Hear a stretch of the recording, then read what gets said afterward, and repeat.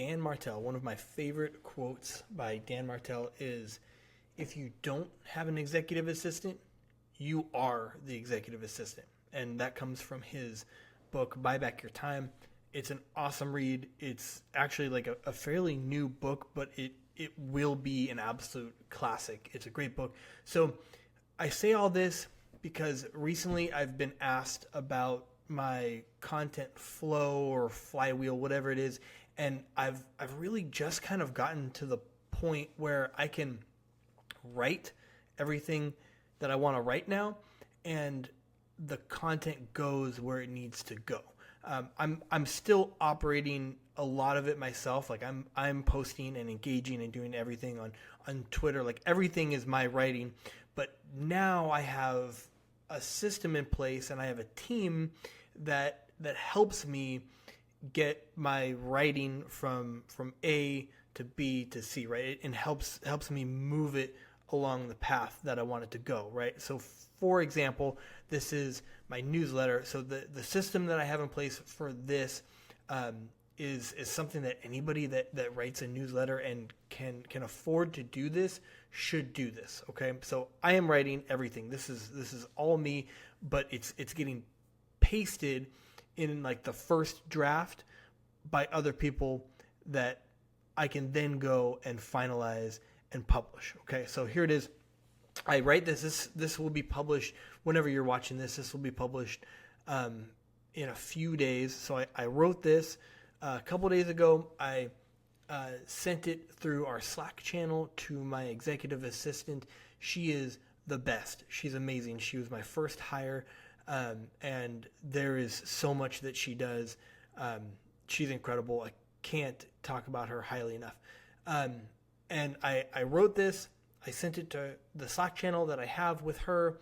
And then what she did is, from the training that I've made on the looms that I've made, right? I've made looms on all this process. So that's another step, is like, as you're doing things, whether you have a team or not, you should just film yourself doing those things so that when the time comes, you can start delegating that, right? Like offloading that. So you're just, whether you have the team or not, just film a loom and teach that future person how to do that thing. Because at one point you will need to offload that, right? So I made a loom. I walked through everything I do to post in Kit. I pasted the copy that I wrote in the Slack channel.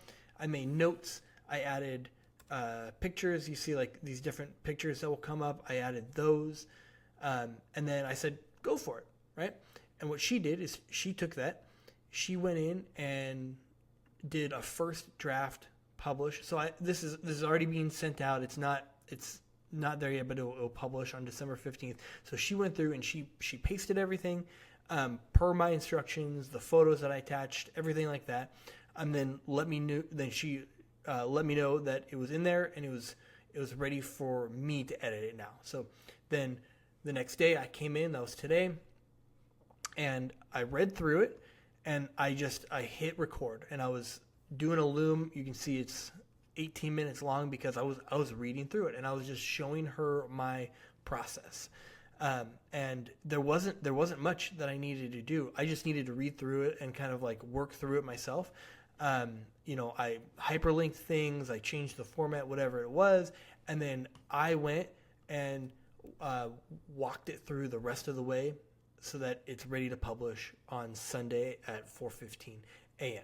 Okay, boom, done.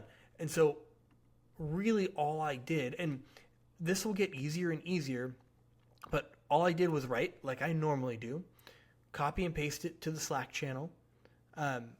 Right now, like I'm still making these videos, but eventually I won't have to. And then she took that and just ran with it. She posted it in the newsletter. I went through, I did find the finishing touches on it, and then I sent it to publish, right? So instead of me having to write it, going in and finding my template and the copying and pasting and then working it through, like she's teeing it up for me. I still have a lot of say in it. I still have all the say in it. I wrote it. I still have all the say in it, and I'm bringing it to publish. But it's part of the process that I've now eliminated, and it's easier for me, right? And so that's all that I'm trying to explain is to have an executive assistant doesn't mean like they're taking over absolutely everything. You can just kind of piece apart some of these tasks that you're doing and just make those tasks easier. And then eventually, bit by bit, as you don't need to do that full task, then you can continue to delegate more. I love writing. Like that is something I love to do. I am always writing. There's hundreds and hundreds of articles that I've written that haven't gone anywhere. And that's okay. I always plan to write. And so I'm excited now that I can write all of my content, and I have the system in place where my team is able to then take that content and distribute it where I want. And I have another video on how I do that with the blog. It's just about making this process easier on yourself. So again, just like Dan Martell says, if you don't have an executive assistant, you are the executive assistant. So I would highly recommend thinking about how you can first start documenting your process, and then second, getting to the point where you can start building your team. Hope this helps.